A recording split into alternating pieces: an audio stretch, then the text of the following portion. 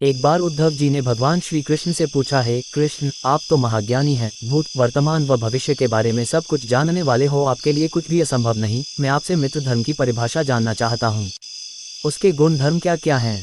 भगवान बोले, उद्धव, सच्चा मित्र वही है जो विपत्ति के समय बिना मांगे ही अपने मित्र की सहायता करे। उद्धव जी ने बीच में रोकते हुए कहा, हे कृष्ण, अगर ऐसा ही है तो फिर आप तो पांडवों के प्रिय बांधव थे। एक बांधव के रूप में उन्होंने सदा आप पर विश्वास किया, किंतु आपने सच्चे मित्र की जो परिभाषा दी है उसके अनुरूप मित्रता नहीं निभाई। आप चाहते तो पांडव जुए में जीत सकते थे। आपने धर्मराज युधिष्ठिर को जुआ खेलने से क्यों नहीं रोका? ठीक है, आपने उन्हें नहीं रोका, लेकिन यदि आप चाहते तो अपनी दिव्य शक्ति के द्वारा पासे को धर्मराज के पक्ष में भी तो कर सकते थे, लेकिन आपने भाग्य को धर्मराज के पक्ष में भी नहीं किया। आप कम से कम उन्हें धन, राज्य और स्वयं को हारने के बाद भी तो रोक सकते थे। उसके बाद जब धर्मराज ने अपने भाइयों को दांव पर लगाना शुरू किया तब तो आप सभा कक्ष में पहुंच सकते थे, किंतु आपने ये भी नहीं किया। इसके बाद जब दुष्ट दुर्योधन ने पांडवों को भाग्यशाली कहते हुए द्रौपदी को दांव पर लगाने हेतु प्रेरित किया और जीतने पर हारा हुआ सब कुछ वापस कर देने का लालच दिया, कम से कम तब तो आप हस्तक्षेप कर ही सकते थे। लेकिन इसके स्थान पर आपने तब हस्तक्षेप किया जब द्रौपदी लगभग अपनी लाज खो रही थी। तब जाकर आपने द्रौपदी के वस्त्र का चीर बढ़ाकर द्रौपदी की लाज बचाई, किंतु ये भी आपने बहुत देरी से किया। उसे एक पुरुष घसीटकर भरी सभा में लाता है और इतने सारे पुरुषों के सामने निर्वस्त्र करने के लिए छोड़ देता है। जब आपने संकट के समय में पांडवों की सहायता की ही नहीं की तो आपको आपदा बांधव सच्चा मित्र कैसे कहा जा सकता है?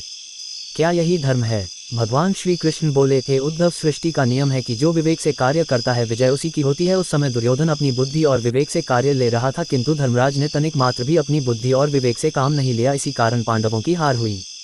भगवान कहने लगे कि हे उद्धव, दुर्योधन के पास जुआ खेलने के लिए धन तो बहुत था, लेकिन उसे पासों का खेल खेलना नहीं आता था, इसलिए उसने अपने मामा शकुनी से द्यूतक्रीड़ा करवाई। यही तो उसका विवेक था। धर्मराज भी तो इसी प्रकार विवेक से कार्य लेते हुए ऐसा सोच सकते थे और अपने चचेरे भाई को पासा देकर उनसे चाल चलवा सकते थे, या फिर ये भी तो कह सकते थे कि उनकी तरफ से श्री कृष्ण यानी मैं खेलूंगा।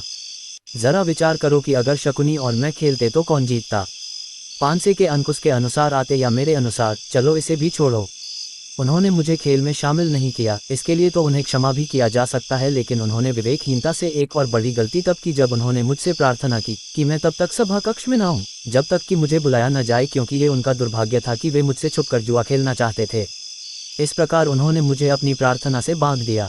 मुझे सभा कक्ष में आने की अनुमति नहीं थी। इसके बाद भी मैं कक्ष के बाहर बहुत समय तक प्रतीक्षा कर रहा था कि मुझे कब बुलावा आता है। पांडव जुए में इतने डूब गए कि भीम, अर्जुन, नकुल और सहदेव सब मुझे भूल गए और मुझे बुलाने के स्थान पर केवल अपने भाग्य और दुर्योधन को कोसते रहे। अपने भाई के आदेश पर जब दुशासन द्रौपदी को बाल पकड़कर घसीटता हुआ सभा कक्ष में लाया तब वह अपने सामर्थ्य के अनुसार जूझती रही, तब भी उसने मुझे नहीं पुकारा। उसकी बुद्धि तब जागृत हुई जब दुशासन ने उसे निर्वस्त्र करना प्रारंभ किया। जब उसने स्वयं पर निर्भरता छोड़कर हरि हरि अभयम कृष्णा अभयम की गुहार लगाते हुए मुझे पुकारा तो मैं बिना विलंब किए वहां पहुंचा। हे उद्धव, इस स्थिति में तुम ही बताओ मेरी गलती कहाँ रही? उद्धव जी बोले, कृष्ण, आपका स्पष्टीकरण प्रभावशाली अवश्य है, किंतु मुझे पूर्ण संतुष्टि नहीं हुई। क्या मैं एक और प्रश्न पूछ सकता हूँ? कृष्ण की अनुमति से उद्धव ने पूछा। इसका अर्थ ये हुआ कि आप तभी आओगे जब आपको बुलाया जाएगा। क्या संकट से घिरे अपने भक्त की मदद करने आप स्वतः नहीं आओगे? भगवान मुस्कुराए, उद्धव, सृष्टि में हर किसी का जीवन उसके स्वयं के कर्मों के प्रतिफल के आधार पर चलता है। मैं इसमें प्रत्यक्ष रूप से कोई हस्तक्षेप नहीं करता। मैं तो केवल एक साक्षी हूँ जो सदैव तुम्हारे साथ रहकर जो हो रहा है उसे देखता रहता हूँ। यही ईश्वर का धर्म है। भगवान को ताना मारते हुए उद्धव जी बोले, वाह वाह, बहुत अच्छा कृष्ण, तो इसका अर्थ ये हुआ कि आप हमारे नज़दीक खड़े रहकर हमारे सभी कर्मों को देखते रहेंगे। हम पाप पर पाप करते जाएंगे और आप हमें रोकने के स्थान पर केवल देखते रहेंगे। आप क्या चाहते हैं कि हम भूल करते करते पाप की गठरी बांधते रहें और उसका फल भोगते रहें? भगवान बोले, उद्धव, तुम धर्म और मित्रता को समीप से समझो। जब तुम समझकर अनुभव कर लोगे कि मैं तुम्हारे साथ हर क्षण रहता हूँ तो क्या तुम पाप कर सकोगे? तुम पाप कर ही नहीं सकोगे और अनेक बार विचार करोगे कि मुझे विधाता देख रहा है, किंतु जब तुम मुझे भूल जाते हो और यह समझने लगते हो कि तुम मुझसे छुपकर कुछ भी कर सकते हो, तुम्हें कोई देख नहीं रहा, तभी तुम संकट में फंसते हो। धर्मराज का अज्ञान ये था, उसने समझा कि वह मुझसे छुपकर जुआ खेल सकता है। अगर उसने ये समझ लिया होता कि मैं प्रत्येक प्राणी मात्र के साथ हर समय उपस्थित रहता हूं तो क्या वह जुआ खेलते?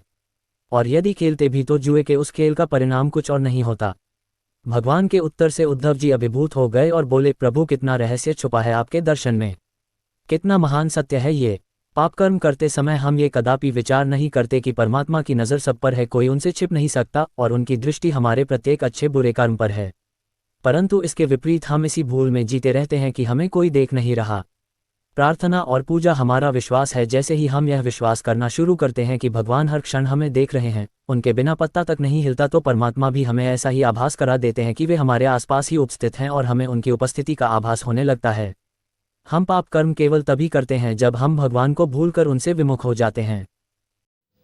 यही सत्य है। प्राणी प्रभु की कृपा से, प्रभु की इच्छा और निज कर्म के हिसाब से अनुप्राणित होती है। दोस्तों, आपको ये स्टोरी, भगवान की स्टोरी कैसे लगा?